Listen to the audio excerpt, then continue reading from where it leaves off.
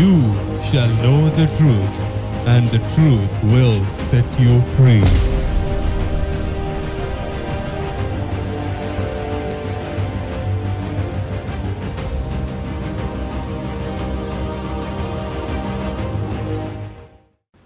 Praise the Lord, and greetings to you in the mighty name of our Lord Jesus Christ, who already defeated Satan, and his kingdom is already in the defeated position.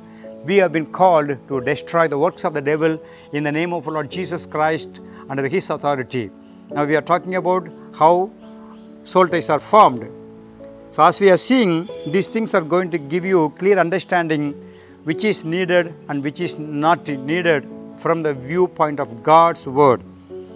Through submission to godly or ungodly authority, whether they are edifying or manipulative, soul ties are formed. When I say soul ties is a common term, and these soul ties, when you are going to submit to authority, if they are forcing you to do in an ungodly way, and you are submitting to that person and you are obeying to that person, is going to form the soul tie. If there is godly authority and you are submitting to that person to do what they are telling you, and it's going to form a soul tie. Whether if you obey to godly authority and it's going to bring edification, to build your faith in God, to walk with God in God's ways, they are edifying. But in the same time, if they are manipulative and they are forcing you to do something or making you by deception to do what they want from you, when you are submitting to those things, is going to form soul ties. And then finally, in this area we need to understand these soul ties or these bonds can be either negative or and positive also. Sometimes they are totally negative or totally positive. Sometimes some partially is negative and then there is positive also. God says when they soul ties are negative, they are called ungodly. When they are positive, we say it's right, it's what God wants. They are called godly soul ties. Godly soul ties must be maintained and developed. Ungodly soul ties must be identified and removed so that we see the deliverance become easy and our life is transformed and edified in godly manner, where we see our development of godly character, godly behavior, godly conduct, and godly nature shown and grow in our lives in all the things that we do.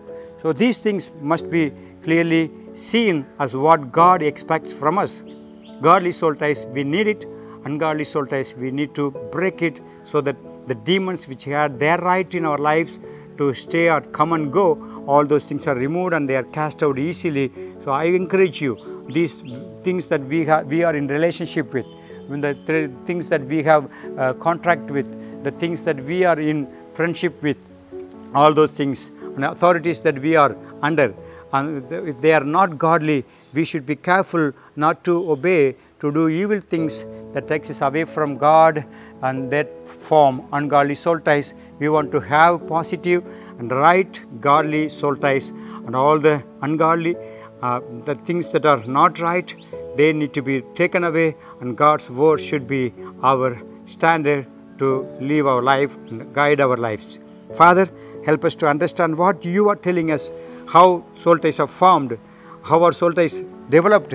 Lord, let us be careful not to give place for negative soul ties, but to be focusing on positive soul ties so that we can be edified to grow in you.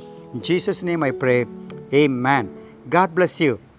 For watching the Word of God instantly, subscribe to our YouTube channel, Pastor K. Joseph, and click the bell button next to it. Also, like our Facebook page, Pastor K. Joseph. Download our GHM app from Play Store to get updated with our church services, Bible studies, sermon notes, videos, audios, and much more.